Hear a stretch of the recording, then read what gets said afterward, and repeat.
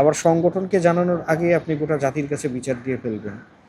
এটা নিয়ে আসলে আমার এক ধরনের মানসিক অসুস্থতা মনে হয়। এগুলি নিয়ে বলার আসলে কিছু নেই, খুবই দুঃখজনক। খুবই দুঃখজনক, খুবই মর্মান্তিক।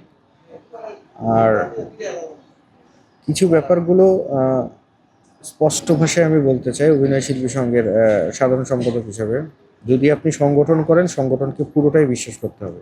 একটা পরিবারে অনেক কিছু ঘটনা ঘটতেই পারে, অনেক কিছু ঘটনা ঘটবে। এই হাতের 5 আঙ্গুল বা 10 আঙ্গুল কিন্তু সমান নয়, হতেই পারে। সিচুয়েশন একটা ঘটলো, সিচুয়েশনটা ঘটার সাথে সাথে সবার প্রথম দায়িত্ব হচ্ছে সংগঠনকে জানানো। সংগঠন যদি সেই জায়গায় কোনো আশানুরূপ কোনো জায়গায় না যায়, সেক্ষেত্রে আপনি বাড়তি স্টেপ নিতেই পারেন, এটাতে কোনো সমস্যা নেই।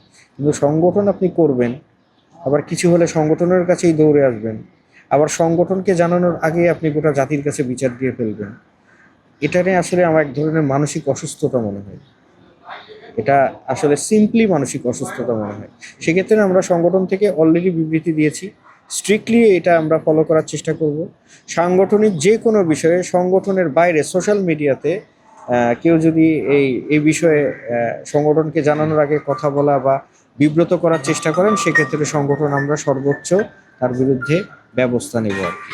আমরা অলওয়েজ শৃঙ্খলা নিয়েই কাজ করি।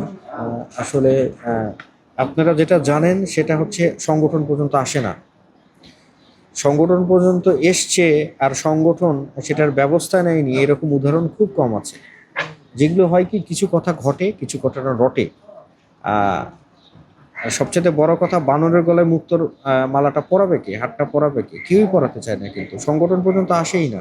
হ্যাঁ, এই জায়গায় এই ঘটনা ঘটছে, ওই জায়গায় ওই ঘটনা ঘটছে, হ্যাঁ ভাই জানেন এই ঘটনা ঘটছে, এইটা হচ্ছে। কিন্তু সংগঠন যতক্ষণ পর্যন্ত সংগঠনকে কেউ ক্ষতিগ্রস্ত পক্ষ না বলছে, কিন্তু সংগঠন নিজে কি ব্যবস্থা নেবে বলুন? আমার সংগঠনের তো জ্ঞাত হতে হবে বিষয়টা। আমি মনে হয় বিষয়টা বুঝতে পারছি।